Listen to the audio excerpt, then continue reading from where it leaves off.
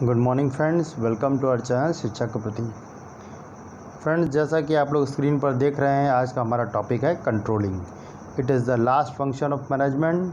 CBSE में part A का ये लास्ट चैप्टर भी है। तो इसमें हम लोग मीनिंग, इसकी कैरेक्टरिस्टिक्स, इम्पोर्टेंस और इसके प्रोसेस के बारे में डिस्कस करेंगे डिटेल में। So let's start. Meaning of controlling. Controlling means ensuring that activities in an organizations are performed as per the plan। मतलब प्लान के अकॉर्डिंगली अगर काम हो रहा है तो इसी को मॉनिटर करना ही कंट्रोलिंग है। अब प्रोसेस ऑफ मॉनिटरिंग परफॉर्मेंस मतलब परफॉर्मेंस को मॉनिटर करना and taking action to ensure desired results, और डिज़ायर्ड रिजल्ट्स को पाने के लिए एक्शन लेना, ये कंट्रोलिंग है। It sees to it that the right things happen in the right ways and at the right time। It means that कि इसमें ये पूरा का पूरा इंश्योर करने की कोशिश की जाती है कि हमेशा सही काम सही तरीके से और सही समय पर हो।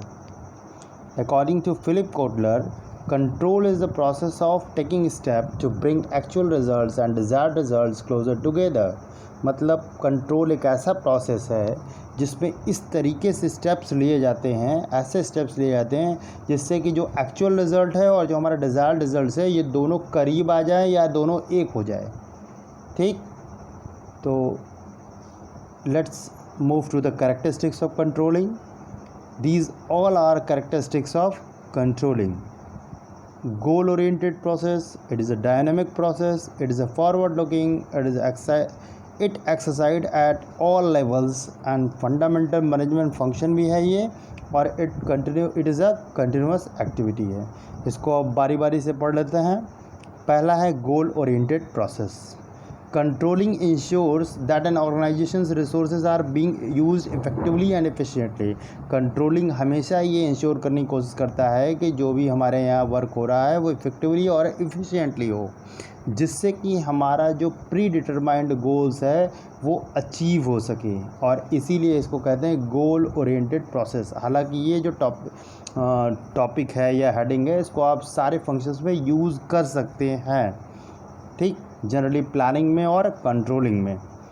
It is a dynamic process. Dynamic process में इसकी हर व्यक्ति को, अब इसमें व्यक्ति को भी कंट्रोल करना होता है, ह्यूमन बींग्स को भी, नॉन ह्यूमन बींग्स को भी, मीन्स मशीनरीज वगैरह भी, हर आउटपुट को, हर एक फंक्शन को कंट्रोल करना होता है। तो सबके कंट्रोलिंग का तरीका एक नहीं हो सकता। All human beings are not same in nature. ठीक, all environment are also not same in nature. तो सबको कंट्रोल करने के लिए अलग अलग तरीक़ों की ज़रूरत पड़ती है, इसीलिए डायनामिक प्रोसेस कहलाता है। ठीक, कंट्रोलिंग फॉरवर्ड लुकिंग। हालांकि इसमें हमने फॉरवर्ड लुकिंग होता है ये, पर इसको हम लोग ये कह सकते हैं, बेटर ये होगा कि it is both a backward looking as well as forward looking function. Forward looking कैसा है, तो पहले तो हम लोग देख लेते हैं कि बैकवर्ड लुकिंग क्यों कहते हैं। बैकवर्ड लुकिंग मीन्स कि it is a postmortem of past activities. Yes, right, हम वर्ड यूज़ कर रहे हैं पोस्टमार्टम ऑफ पास्ट एक्टिविटीज़ की। पुरानी सारी एक्टिविटीज़ का हम पोस्टमार्टम कर डालते हैं, जिससे कि ये पता चलता है कि स्टैंडर्ड, जो हमारा स्टैंडर्ड था, ठीक है, उससे हमारा रिज़ल्ट कितना डेविएट हुआ है, कितना विचलित हुआ है। ठीक, अगर हम 5000 यूनिट्स प्रोड्यूस करना चाहते थे तो अब हमारा कितना प्रोडक्शन हुआ है, 4000 हुआ है, 4500 हुआ है, कितना हुआ है। ठीक है, managers eight all levels of management just perform है। ठीक है, तो इसमें पास्ट लुकिंग तो ये हो गया कि पहले तो हम पीछे देखेंगे कि क्या कितना हुआ है, तो उस सेंस में इसको कह सकते हैं कि it is a backward looking functions. और controlling is also forward looking function also. क्यों? क्योंकि ये एक करेक्टिव प्लान देता है। ठीक, करेक्टिव प्लान में इसकी जो भी गलतियाँ हमसे हुई हैं या जो भी डेविएशंस है उनको हम लोग करेक्ट कैसे करें, इसके लिए हम प्लान करते हैं, और इसीलिए इसको लास्ट प्रोसेस नहीं कहते हैं। ये just it leads to the another again cyclic process of planning. ठीक है, कंट्रोलिंग तुरंत एक फिर से एक नए प्लानिंग को जन्म देता है और इसी तरह फंक्शन चलते रहते हैं साइक्लिक में। ठीक, तो इसीलिए इसको कहते हैं फॉरवर्ड लुकिंग। फॉरवर्ड लुकिंग भी इसको कहते हैं। It exercised at all levels. तो top level, middle level, operational level सभी मैनेजर्स जो है अपने सबऑर्डिनेट्स को और अपने अंडर के अपने एरिया में जितने भी एक्टिविटीज़ होते हैं उनको कंट्रोल करते हैं। इसीलिए ये टॉपिक, ये हेडिंग है कि it exercise at all levels. It is a fundamental management function. सबको पता है कि ये management function fundamental 5 fundamental management function में से एक होते हैं। ठीक, next it is an continuous activity. ये कंटिन्यूअस एक्टिविटीज़ है, ऐसा नहीं है कि मतलब एक बार हमने कांस्टेंट रिव्यू मतलब एक बार हमने रिव्यू किया अपने परफॉर्मेंस को तो फिर बाद में रिव्यू करने की ज़रूरत नहीं पड़ेगी। जैसे आप अपने रिजल्ट्स के लिए लगातार मेहनत करते हैं, ऐसा नहीं है कि एक क्लास में आप पढ़ें और दूसरे क्लास में पढ़ने की ज़रूरत ना पड़े। ठीक, या एक बार टेस्ट अगर आपका हो गया तो दोबारा कभी टेस्ट होने की ज़रूरत ना पड़े। तो उसी तरीके से कंट्रोलिंग में जो है it is a continuous process. ठीक है, इसमें परफॉर्मेंस का कांस्टेंट रिव्यू लेते रहना ज़रूरी होता है। एम्प्लॉइज़ का भी रिव्यू लेना ज़रूरी होता है, उनको भी कंट्रोल करने के लिए उनके परफॉर्मेंस अप्रेजल किए जाते हैं। ठीक है, हर साल लिए जाते हैं। तो it is a continuous activity. तो this was all from the characteristics of controlling. Now we will move to the importance of controlling. Importance of controlling में क्या होता है? First point is a improving employee motivation. Improving employee motivation, तो इसमें employ के motivation को कैसे improve किया जाता है? तो ये इम्प्रूव करता है। A good control system ensures that employ know well in advance what they are expected to do. ठीक है, इसमें एम्प्लॉयज़ को पहले से पता होता है कि क्या करना है हमें। पहले से जब उनको कोई भी चीज़ पता होगा तो स्मूथली वर्क होगा। और उनको ये भी अगर पहले से पता होगा कि जैसे अगर उनको टारगेट दिया गया है कि 5000 यूनिट्स आप सेल कर लोगे तो आपको ये इंसेंटिव देगी कंपनी, तो उनको ये पता होता है पहले से टारगेट कि क्या करना है, उनको कैसे होगा। तो ये उनके मोटिवेशन का भी काम करता है। और चूँकि उनको मोटिवेट करेगा कि ज़्यादा से ज़्यादा सेल करने का, और ये कंट्रोलिंग का भी काम करेगा कि कहीं उनका जो डिज़ायर्ड आउटपुट है उससे कम ना सेल हो। ठीक है, जो डिज़ायर्ड टारगेट है उससे कम ना अचीव हो, इसीलिए वो एक इंसेंटिव लगा दिए। तो उन्होंने तो लगाया अपने परफॉर्मेंस को, अपने गोल को अचीव करने के लिए जो मैनेजर्स हैं, पर जो उनके सबऑर्डिनेट्स हैं उनके लिए वो मोटिवेशन का काम करेगा। नेक्स्ट है इम्पोर्टेंस हमारा, it ensures order and discipline. तो order and discipline controlling creates an atmosphere of order and discipline in the organisation to helps to minimise dishonest behaviour on the part of the employees by keeping a close check on their activities. Generally इसमें हर employees के activities पे check किया रखा जाता है जिससे कि वो एरर्स भी कम करें और फ्रॉड भी ना करने की कोशिश करें। ठीक, नेक्स्ट है it helps in improving the performance of the employees. तो भाई एम्प्लॉय के परफॉर्मेंस इंप्रूव होंगे। पहले के जो 2 पॉइंट है कि अगर जब एम्प्लॉयज़ मोटिवेट रहेगा और डिसिप्लिन में रहेगा तो उसका परफॉर्मेंस ज़रूर इम्प्रूव होगा। It helps in minimising the errors. Controlling एक स्टैंडर्ड्स आपको मीन्स कि स्टैंडर्ड्स जो है एक बेंचमार्क सेट कर देता है। तो उससे क्या होगा कि हर एम्प्लॉयज़ को पता होता है कि हमें किस तरीके के बेंचमार्क को फॉलो करना है या अचीव करना है, किस तरीके के रूल्स रेगुलेशन को फॉलो करना है। तो इससे एरर्स होने की संभावनाएं कम हो जाती हैं। It also helps in achieving the organisational goal. Organisation goals क्या होता है कि भाई जो भी ऑर्गेनाइजेशन का गोल है, तो जब सारा कंट्रोलिंग प्रोसेस तो स्टार्टिंग से ये गोल ओरिएंटेड प्रोसेस है, हमने फीचर्स में भी पढ़ा था। तो गोल को अचीव करने में ये भरपूर हेल्प करता है। Making efficient use of resources. जब सारे एम्प्लॉयज़ जो है इफ़ेक्टिवली और एफिशिएंटली वर्क करेंगे तो जाहिर सी बात है कि रिसोर्सेज का भी एफिशिएंट यूज़ होगा। तो it's all about the importance of controlling, and you all can learn these points or you can take the screenshots for your further notes. चलिए, control process it is the last topic of this chapter. As इसके अलावा जितने भी topics अगर आपके book में दिए होंगे तो वो CBSE के सिलेबस में नहीं है। ठीक, और जो इम्पोर्टेंट पॉइंट्स है इस चैप्टर के वो सारे इस वीडियो में इंक्लूडेड है। तो control process the most important point of this topic या ऑफ दिस चैप्टर। पहला क्या है इसमें, सेटिंग परफॉर्मेंस स्टैंडर्ड। जैसा कि आप लोगों को पहले से बता दें कि प्रोसेस जो होता है वो कोई भी प्रोसेस अगर होता है तो उसके स्टेप्स को ऊपर नीचे नहीं कर सकते हैं हम लोग, उसको उसी तरह ही एज इट इज़ लर्न करना होता है हमें। सबसे पहला प्रोसेस क्या है, सबसे पहला स्टेप कंट्रोलिंग प्रोसेस का कि परफॉर्मेंस स्टैंडर्ड्स को सेट कीजिए। अब देखिए, इसको अगर दिमाग में क्रोनोलॉजिकल ऑर्डर में आप बैठा लेंगे तो फिर कभी भूलेंगे नहीं। सबसे पहले कि आप कोई चीज़ का स्टैंडर्ड सेट कीजिए कि हमें इतना होना चाहिए, हमें इतना प्रोडक्शन करना चाहिए, ठीक, या हमें इतने घंटे काम कर लेना है एम्प्लॉय से।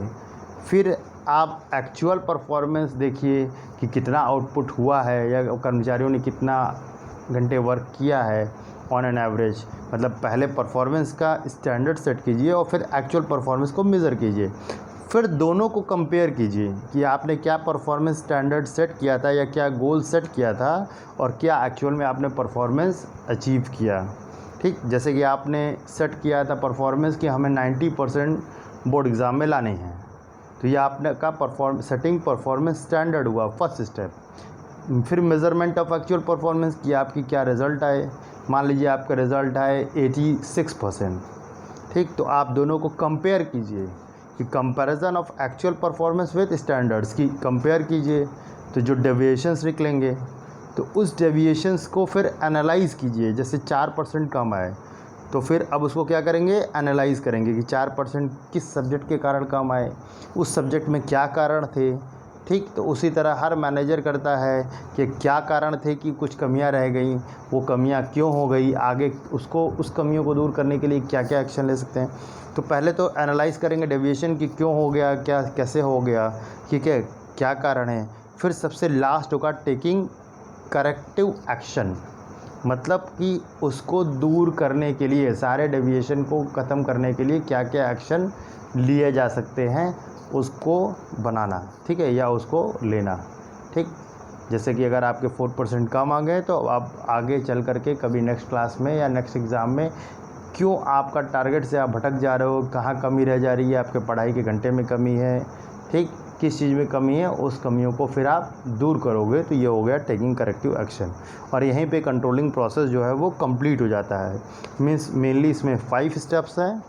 1 by 1 सेटिंग परफॉर्मेंस स्टैंडर्ड्स, ठीक है, नेक्स्ट है measurement of actual performance, then comparison of actual performance with standards, then again analyzing deviations, and in the last taking corrective action. As mentioned in the chapter 1, every organization attempts to effectively and efficiently reach its goals.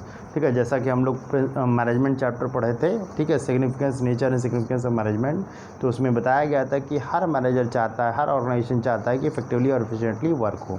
Therefore, the organization will want to have goals and objectives that are at several levels in the organization so that performance can be measured, compared to the standard established and take the appropriate corrective action plan. तो इसीलिए हर organisation क्या करेगा, अपना गोल standard set करेगा, फिर उसको measure करेगा, अपने रिजल्ट्स को फिर कंपेयर करेगा और उसके बाद एक करेक्टिव एक्शन प्लान लेगा। ठीक, जैसा कि इसमें एक चार्ट के थ्रू दर्शाने की कोशिश की गई है कि जैसे हमने स्टैंडर्ड स्थापित किया 100, ठीक है, हम चाहते हैं कि 100 यूनिट्स प्रोड्यूस हो, फिर हमारा एक्चुअल परफॉर्मेंस आया 80, तो हमारा डेविएशन हमने फिर अब क्या किया, थर्ड स्टेप में कंपेयर किया, तो कंपेयर करने पे पता चला कि -20 है। ठीक, तो फिर उसको हमने फोर्थ स्टेप जो होना चाहिए था वो एनालाइजिंग का है, लेकिन इसको दिखाया नहीं जा सकता।